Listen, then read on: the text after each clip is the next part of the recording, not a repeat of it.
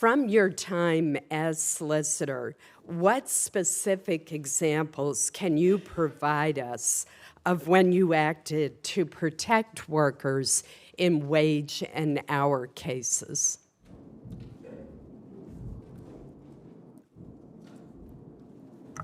Senator Collins, thank you. Thank you for the question and for focusing on that central mission of the department. One of the first actions that I took as solicitor when I was at the Labor Department before, actually, the chairman referred to briefly in his opening remarks. There was a possible case, an investigation that had been at the department for about 2 years when I came into the solicitor position concerning what are called donning and doffing practices in the poultry industry, whether to pay employees for the time they spend putting on this sometimes cumbersome protective gear and then the time that they spend taking it off. The Clinton administration had overseen an investigation but had not been prepared to go forward with the case. And when I came into the solicitor's office, that case had been around for about 2 years.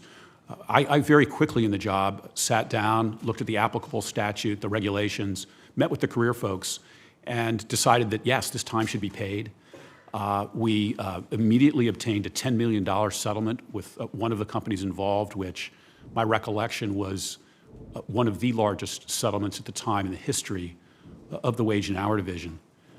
And then we sued the other employer in a case that was ultimately won under Secretary Solis. She commended it as a very important action by the department.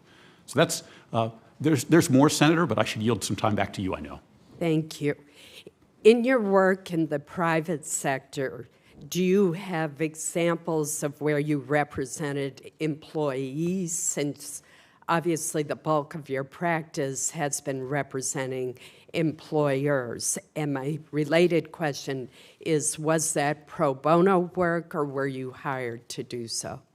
I did pro bono work for a number of different employees in my time at the firm. Just 2 or 3 examples. One, again, Chairman Alexander referred to. It was a young Hispanic woman who had a hearing disability who believed that she had been subjected to discrimination in her workplace due to her ethnicity and that condition. And I represented her, was able to work out an agreement with her employer to enable her to continue to do the work that she wanted to do. She's submitted a letter to the committee about that representation. I'll just mention one other. Again, I did this pro bono. This was somebody who was fairly senior in an organization, reported and pressed on the subject of some financial conduct that he thought was improper.